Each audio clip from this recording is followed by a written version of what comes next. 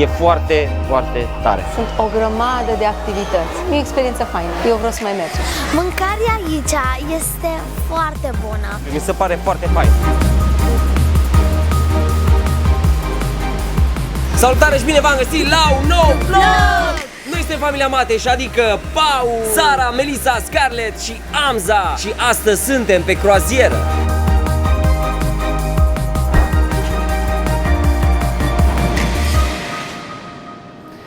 Bun, dragilor, hai să începem turul ăsta de pe vasul Costa Smeralda. Da, aici avem o machetă, o să vă explic cumva cam pe unde o să fim pe navă pe tot parcursul acestui video. O să încerc să fac un tur, să zic. Bineînțeles că nu o să pot să fac turul ăsta complet, pentru că n-ai cum, că vasul ăsta este super mare. Dar o să începem cumva din spate și mergem în față. Vă arătăm cam unde sunt zonele de distracție, unde sunt zonele de dormit și așa mai departe. Bun, hai să începem. Prima dată vom merge aici sus de tot. Aici este ca un fel de amfiteatru și se întâmplă tot felul de chestiuni pe parcursul zilei. Sunt niște băieți care joacă tot felul de sporturi, poți să stai la soare să faci plajă, seara sunt concerte sau petreceri, ceva de genul ăsta. Vă spun sincer că în locul ăsta nu am stat noi prea mult, dar este fain să mergi așa ca și cum te-ai plimbat pe faleză.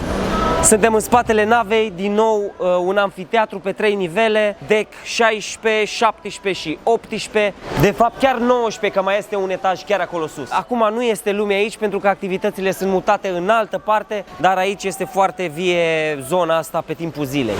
Deci vasul, cât îl vedeți voi, de la capăt până la coadă, are 340 de metri și poate să ducă pe el 6500 de oameni. Vă dați seama că este efectiv un mic orășel pe mare. Are 19 etaje înălțime. Când am ajuns prima dată în fața lui și l-am văzut atât de mare, am zis, bă, o clădire în București de înălțimea asta ar fi considerată mare. Imaginați-vă că asta plutește pe mare efectiv. Aici în partea de jos, unde vedeți voi cerculețele alea, este o zonă în care au voie doar adulții. Copiii nu sunt bine primiți pentru că e o zonă cu bar, cu muzică, cu chestii astea. Ca și o mică paranteză. Să știți că tot entertainmentul pe vasul Costa Smeralda mi s-a părut relativ decent și la locul lui. Adică n-am văzut destrăbălare din aia cum am văzut poate când am fost într-un hotel all inclusiv în Turcia.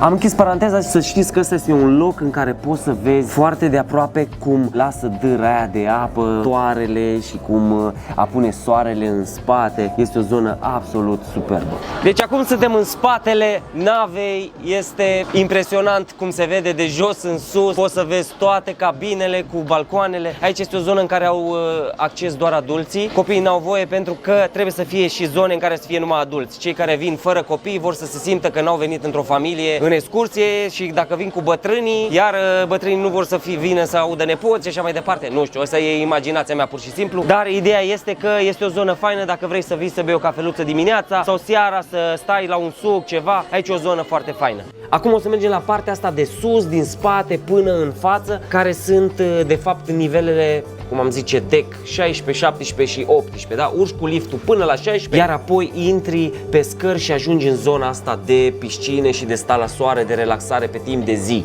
În partea din mijloc aici sunt topoganele, în partea din spate sunt două piscine pe lateral, vedeți stânga-dreapta aici, iar mai în față de tot este o piscină care este doar pentru adulți. Noi nu am fost acolo pentru că avem copii. La mijloc, acoperită, este o altă piscină, bănuiesc că în extra sezon sau când bate vântul afară sau nu e vreme prea bună, este foarte bine primită piscina aia pentru toată lumea, pentru că ești mai ferit de vânt. Afară este foarte fain, dar în momentul în care vremea nu este bună afară sau bate vântul prea tare, locul ăsta la interior este foarte, foarte binevenit. Cât de mică este piscinuca asta, să știți că încap foarte mulți copii în ea și se simt foarte bine și noi adulți încăpem bine. Iar pe părțile laterale sunt niște jacuzziuri în care au voie doar adulții. În capăt de tot este un restaurant, iar în laterale este și un bar. Poți să-ți cumperi ceva de băut, de exemplu, și să stai la piscină. Mi se pare foarte fain. Jos avem două topogane pentru copii, iar sus avem două topogane de copii mai mari și de adulți. Ăsta este pâlnia. Iar aici este așa un fel de concurs între două persoane.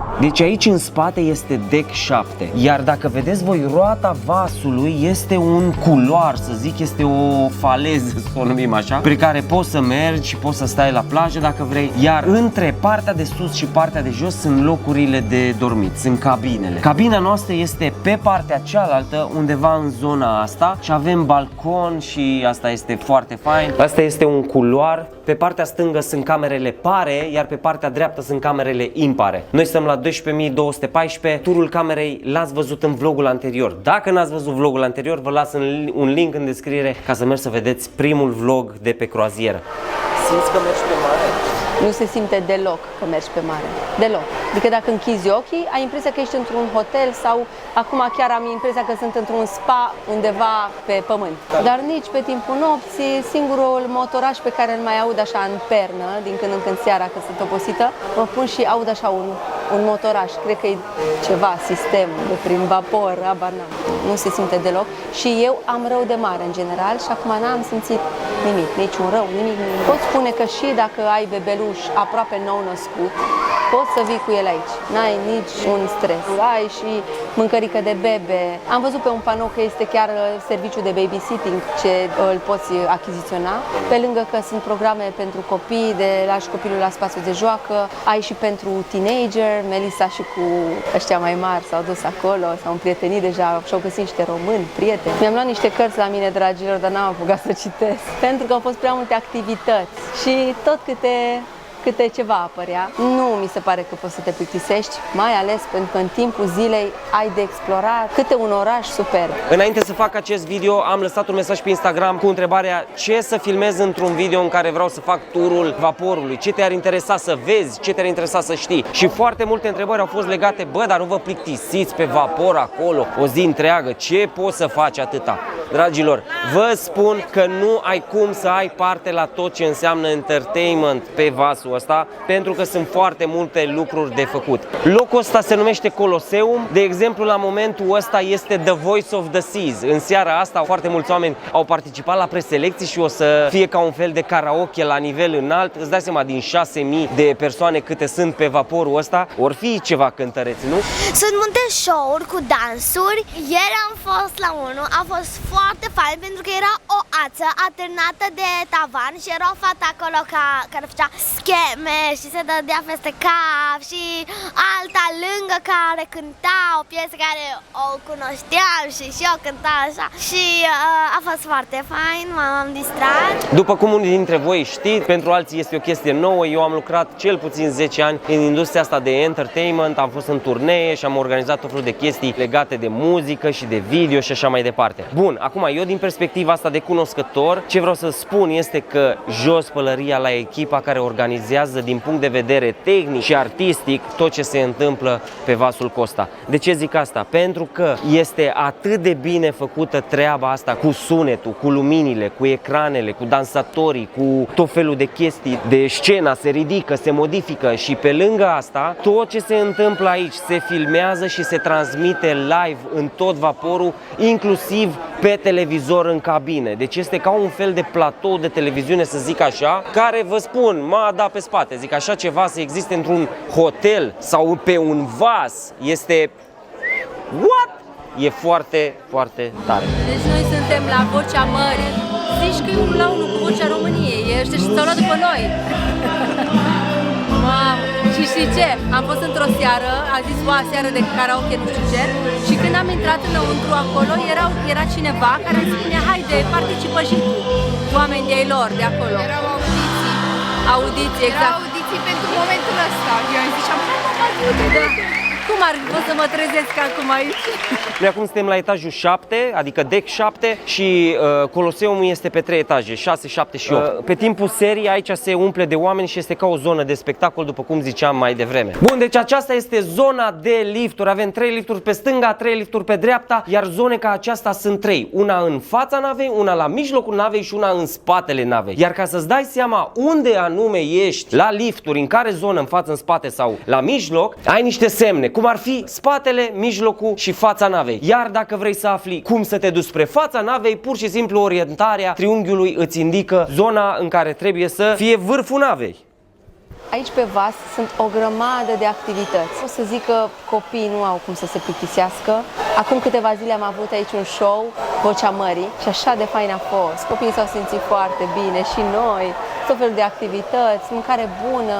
De obicei dimineața și la amiaz poți să mănânci la bufet, dar seara ai rezervată o masă să mănânci a la carte, poți să-ți alegi dintr-un meniu câteva feluri de mâncare, gen 4 feluri de câte 4 feluri și ai experiența de a sta jos, de a sta mai chill, adică după o zi în care tu toată ziua te-ai plimbat prin oraș, îți dorești să stai la masă și să fii servit cumva. Dacă nu îți convine partea asta de a la carte, pur și simplu poți să mergi la bufet. Pentru noi ca și familie, vă spun sincer, este că am mâncat și aici, dar și la bufet, pentru că cu copiii știi până comați, până ăstea, nu știi, nu înțelegi cum se numește una, alta, ce vrea să zică meniu și așa mai departe. Și uite așa, am mâncat doar de câteva ori la restaurant. Mâncarea aici este foarte bună. Ai ce mânca. Chiar și dacă ești vegetarian, chiar ai. Sunt multe chestii vegetariane, chiar și lasagna, adică au așa cum fel de măsuță cu foarte multe gogoși, cu Nutella înăuntru și au și croissant cu gem înăuntru, cu Nutella înăuntru. Au toate felurile. Paste, deci cele mai bune paste, sunt chiar foarte bune pastele. Ei, exagerezi. Chiar așa ți-au plăcut? Pastele în fiecare zi mănânc.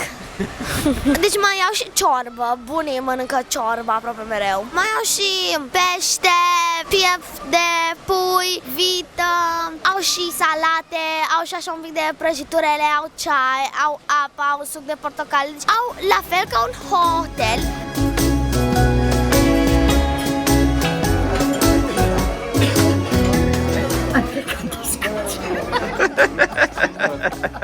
Asta înseamnă să te simți acasă după nici 24 de ore de croazieră. Ce faci? Ce faci frumășean? Ce s-a întâmplat? Nu-ți dă nimeni seama, bunica. Ești prea frumoasă cu rochia asta ca să se mai uite la papuci. E ok. Așa. Deci sunt cel puțin 2 bufete mari de tot. Noi suntem acum la deck 8. Cam tot ce vrei pentru mic dejun găsești, deci este super bogat, mâncarea este faină, n-am ce să zic. O chestie care mi se pare extraordinar de tare este cât de digitalizată este toată experiența pe vas și cât de mult te ajută tehnologia. Fiecare pasager are o carteluță Costa Cruise care este numele lui, numărul camerei, restaurantul la care este așteptat în fiecare seară și ora și este și pe post de deschidere la cameră și poți să mai faci ceva, poți să faci cumpărături și poți să scanezi de exemplu la ecranul ăsta și poți să vezi de exemplu la ce restaurant poți să găsești mâncare în seara asta, poți să faci, de exemplu, rezervări. Și să nu mai zic că totul este inclus și în aplicație. Iar ecranul ăsta este nimic, aplicația este foarte tare. Sunt foarte multe pachete de excursii care pot fi oferite, nu sunt pentru noi, noi suntem genul care ne organizăm singuri și ne place să fim de capul nostru. Poți să îți bucuiești, de exemplu, să fii luat de la navă și să te ducă până în centru autobuzul, dar noi am ales să mergem cu autobuzul gratuit, mergi 10 minute din port, iar apoi te așteaptă un autobuz gratuit dus întors și mai faci economie de bani ca să poți să mai mergi și data viitoare cu croaziera, nu? Bun, ziceam de aplicație, este foarte tare, fiecare zi este descrisă pe aplicație, poți să vezi fiecare restaurant unde este, să-ți cumperi pachete de internet. Apropo, internetul este destul de scump aici, este cam 35 de euro doar ca să stai pe WhatsApp timp de o săptămână, 70 de euro să stai și pe Instagram și pe alte rețele de social media și dacă vrei să stai și pe YouTube, să navighezi pe orice fel de site-uri, pe e-mail și pe nu știu ce, e 120 de euro pe întreaga perioadă. Mi se pare un pic cam scump, dar există și variante de 25 de cenți pe minut, ca pur și simplu dacă vrei să-ți downloadezi mail-urile și apoi să stai tu să vezi dacă le răspunzi sau nu. Ok, bun, acum o chestie legată, logică despre bani și bugete. Cât de mult costă să mergi cu croaziera? Acum, vedeți voi, prețurile diferă pentru că pretențiile sunt diferite, bugetele sunt diferite. Chiar vă recomand să aveți, nu știu, măcar o dată în viață experiența asta, pentru că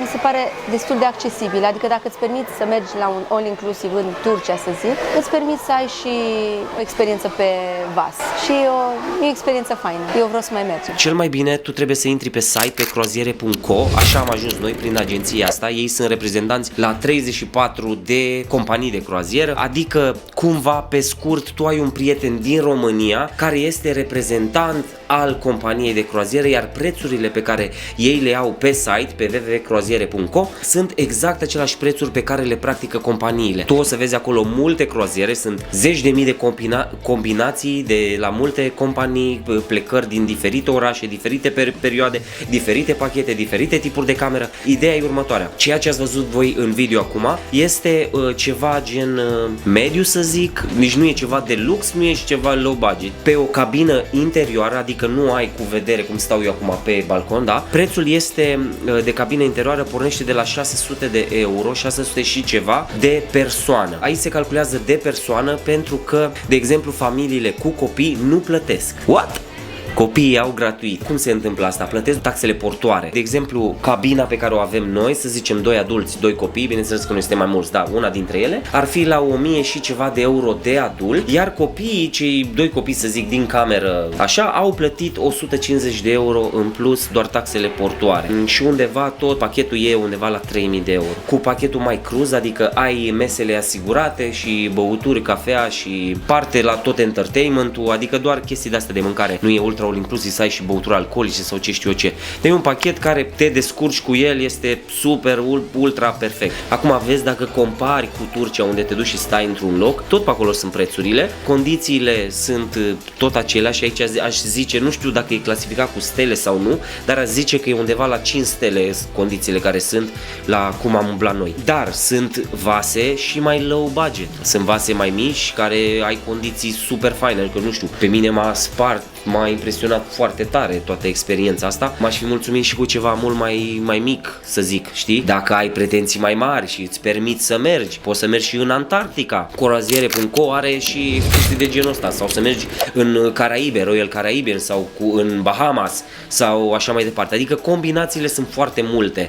Concluzia cu care vreau să rămâneți este că dacă poți să îți permiți să mergi într-un concediu în afara țării, într-un hotel de 5 stele, 4-5 stele să zicem, eu zic că dacă îți place ce ai văzut la noi, ai putea să iei în considerare să mergi și tu, și noi vă recomandăm croaziere.co pentru că sunt de încredere, n-au taxe ascunse sau tot felul de costuri, la final te trezești că ajungi aici și mai plătești încă o dată prețul atâta. Îți mulțumesc că te-ai uitat până la final. Acesta a fost vlogul de azi cu turul vasului de croazieră. Sper că v-a plăcut și nu uitați, croaziere.co, prietenul nostru care ne-a ajutat pe noi să ajungem aici, poate să fie și prietenul vostru care vă poate ajuta și ne vedem curând la următorul vlog. Pa, pa!